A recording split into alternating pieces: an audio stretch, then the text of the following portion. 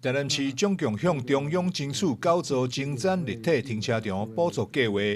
其中最后2座为伫咧永康区新公里以及北区新德里的停车场，就是伫精展计划要结束前，经过7月立委以及市府努力争取后，顺利摕到补助。8日，市府宣布永康区新公里以及北区新德里立体停车场通包工程正式启动。为了要解决或者是舒缓我们大都会地区停车压力的所做的努力，一个是永康成功停车场，一个是北区承德立体停车场。这2个停车场为什么说它特别珍贵的原因？第一个，它所在的地点是人口密集的地区，寸土寸金很难实现。第二个，就是因为这样子，所以前瞻计划的补助对我们来讲很重要。那前瞻计划又已经快要结束，在最后一批的前瞻计划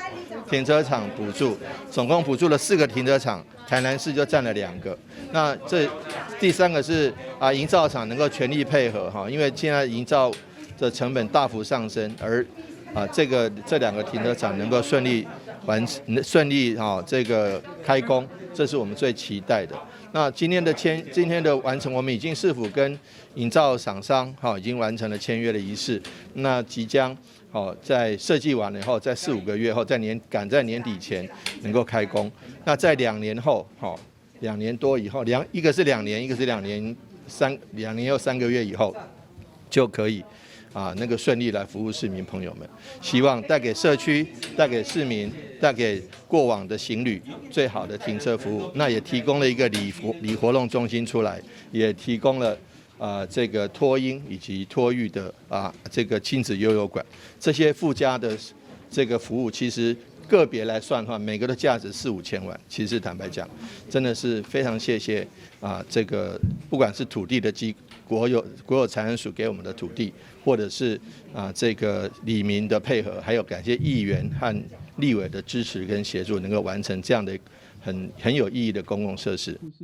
交通局长王明德表示，永康区新公里立体停车场经费3亿8,700万，中央补助1亿，初步规划地下1站、地上7站，设置195个汽车位甲40个机车位。北区新德里立体停车场经费2亿5,900万，中央补助8,700万。初步规划地上4站，设置216个汽车位，甲45个机车位。去年初核定的时候，我们开始展开这个工程的这个规划的设计的时候，我们决定要用统包，因为已经是最后一批核定了。那工总建议我们用统包方式，把规划设计跟工程一起招标，那这样可以节省这个整个这个施工的时间那不过因为这个我们知道最近物料上涨的这个关系，我们在完成统包的规划，在去年大概11月第一次上了统包的统筹招标，那经过了2次的流标，所以在3月的时候市场支持我们这整个经费是原来是5.7亿左右，那市场支持增加了7500万，所以现在是2个案子加起来是6.45亿。我们也是把2个案子合起来一起招标了，好像我想对于厂商而言比较容易来这个吸引这个厂商来处理所以我们特别谢谢我们引昌工程的唐董以及我们这个设计的团队张航伟的建筑师。局长王明德指出，停车场伫完工启用后，会当有效舒缓周边的停车需求，并提供民众交易、亲子游乐、托育等多元的服务空间。未来营运将采用智慧停车管理系统，提升停车场的使用效益甲服务品质，营造智慧甲便利的停车环境。台南新闻张秀伟采访报道。